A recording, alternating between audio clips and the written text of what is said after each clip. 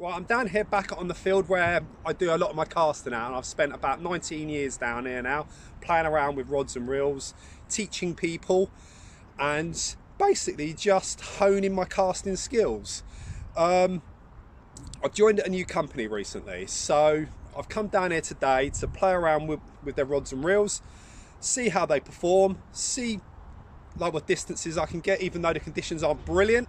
I've got a big like northerly crosswind coming across me, so I'm not expecting massive distances, but I just want you guys to see what I do, what I'm using, and it's just a bit different from the usual fishing blog. I spend a lot of my time down here, so you might as well have a look at what I do. So let's have a look at the gear that I'm using today. And the rod is, let me show you guys. I think you can see that. The rod is a Shimano TX7. Now, I chose like the TX7 out of the Shimano range because I've got a lot of friends in Europe that have been casting some really good distances with these. So I thought I'd start off with this rod. Now, I've got a smallish reel, as you can see. It's not one of the 14,000s or one of the 10,000s. It's actually the 5,500, so like XTD. Now, when I cast with thinner monos, which this is a sea fishing line, it's 10 pounds, 0.28. When I cast with thinner monos, I like smaller spools. It's all about like the line level. With thin monos, that the line level like does not drop that far, so I do not need big spools. If I was using 3/5 line or something like that, I would need like a bigger spool because the line level is going to drop a lot. So I've got this 13-foot intensity TX7, and I've got this 5500 XTD.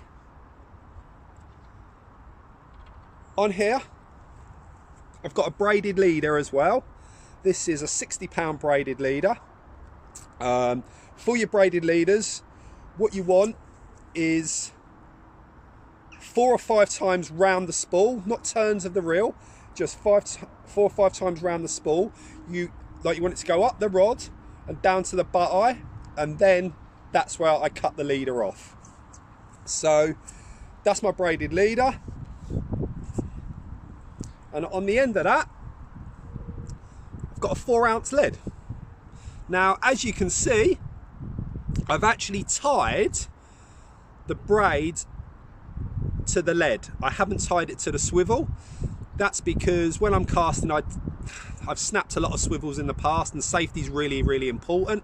So I've tied it on there with a Palomar knot, and that is probably the strongest knot that I know for attaching like braid to anything, and mono, to be honest with you. It's a really, really good knot.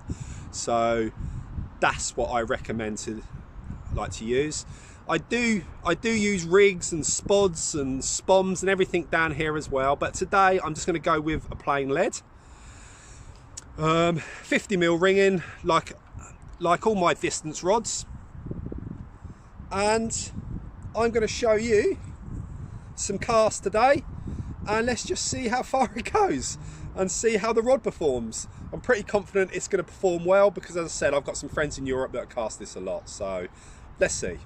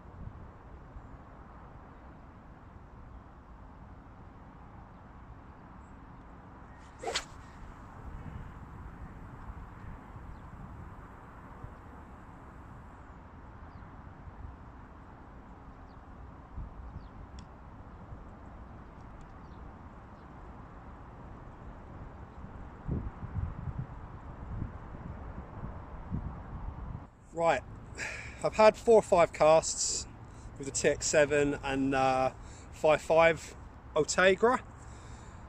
Wind's a bit difficult, and wind really plays a big part on how far you're going to cast, okay? It's a northerly wind coming across me. Now it's slightly coming like towards me, 3/4 across me. And I've had plenty of casts to just under 200 meters. So it's about 216, 217 yards, okay? Which, you know, like, I'm pleased with that. Can do better, but I've no excuses. I've had a really bad neck this year, so I haven't cast too much. What I've done, just to see if there's like any difference, is I've changed reels. So this time I've gone for this one. This is an Ultegra. This is the XTC C14, 14,000 size. As you can see, it's a lot bigger spool. Same line, which is 0.28. It's a C line. I use C lines a lot on the field because they're yellow basically, and if I snap off I can find the line. Okay, same rod. It's the TX7 13-foot intensity. It's a 4-ounce lead, and I don't know if you can see that, but you can see the leads hitting the field quite nicely. It's taken like chunks out the end of it basically. I go through so many leads on these fields just because it's a stony old field. But casting over fields is really important to me because it gives you an exact measurement, okay?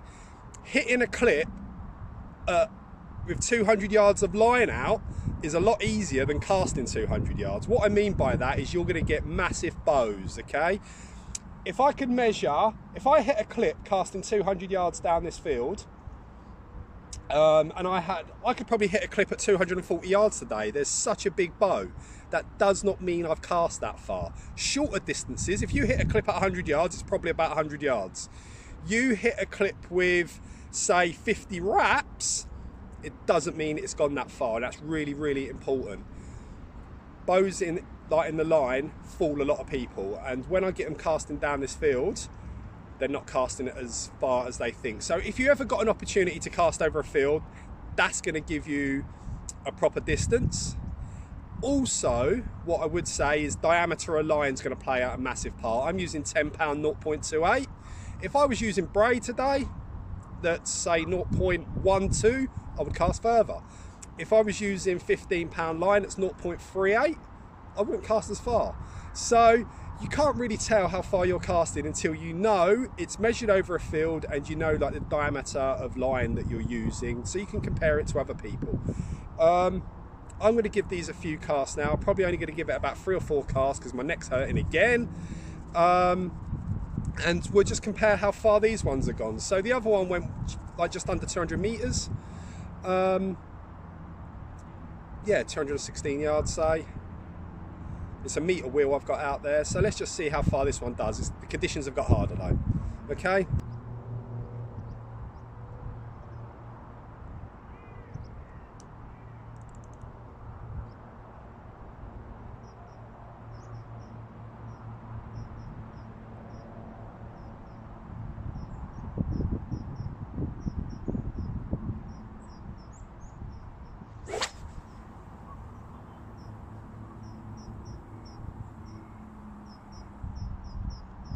Right, I've finished my casting now.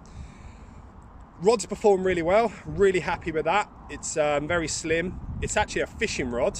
It's not just an all-out casting rod. That means it's very, very stiff. It's got a nice tip on it, very light, very fast, and basically if it's stiff enough and fast enough, it's going to cast. It held together well, so that's really important as well. What has interested me today is that I was casting this reel to start with, which is the 5,500 Ultegra. Then I moved over to this reel, which is the bigger one, the 1,400. And I managed to get over 200 meters on the 1,400. I didn't get over 200 meters on the 5,500. Now, I don't know if that's just me casting better. There wasn't much in it. We're only talking 3 meters over 200 meters. So I don't know. There's not much in it, especially with the lighter lines. But as I said before, if I was going with the heavier lines, I prefer like the bigger reel. So everything's been good. I've been really happy. Got lots of other rods to try from the Shimano range, so I will let you know about them as I go on. I hope you found it interesting to see what I do. There's going to be lots more of these where I'm going to talk about rod actions, talk about reels a bit more in depth, talk about technique. But for the people that have been with me before in this field, have actually noticed that I'm doing something a bit different with my technique already. I'm always striving to get better, because at the end of the day, nothing stands still, and we all want to be the best that we can be, and long range fishing is a skill. A lot of people cannot do it effectively, so we'll see where that takes me. But I'm looking forward to get stuck into a few more Shimano rods, see what they can do.